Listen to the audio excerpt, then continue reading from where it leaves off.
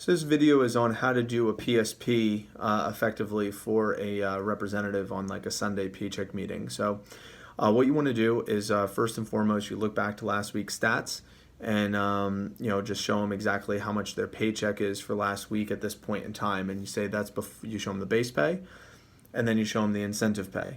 And you say, okay, well, at this point in time, your base pay for the amount of appointments you completed is this much, and the incentive pay for the amount of appointments what you sold so far is this much.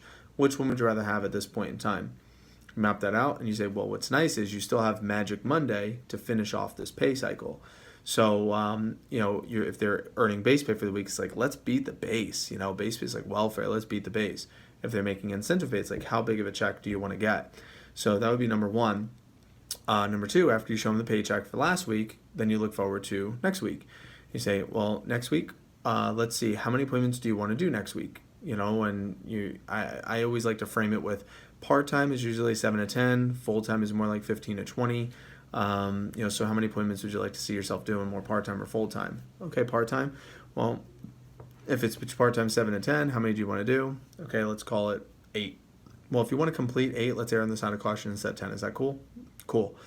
So which day this next week do you want to take off? From Tuesday through Monday, which day do you want to take off that you don't even want to think about work? Okay. Friday. You want to take Friday off. Excellent. Have fun Friday.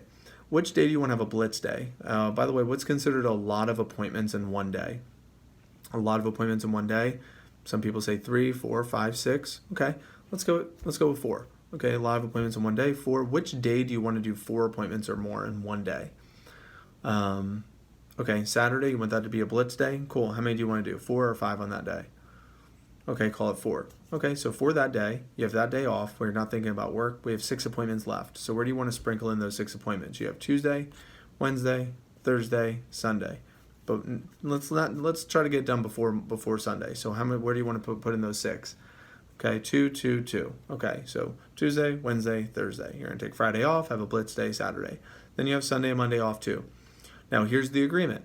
You do the schedule, and then you have Sunday and Monday off. But use Sunday and Monday as a buffer days, so that way if you are for some reason behind your goal, like you haven't hit your appointment goal yet, you make them up on Sunday and Monday. Is that fair enough?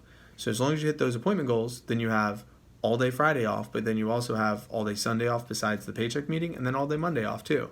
But if you don't hit your appointment goal, then you have to work those days. Is that fair enough? Cool. So you put that down, you establish that agreement, you send an agreement in WhatsApp saying this is what we agreed on. You send that to them, and then you would send it to whoever's coaching them, and which is probably you in this case. So that way you have the reminder for yourself. And then you say, cool, how many of these do you already have set up so far? And then you how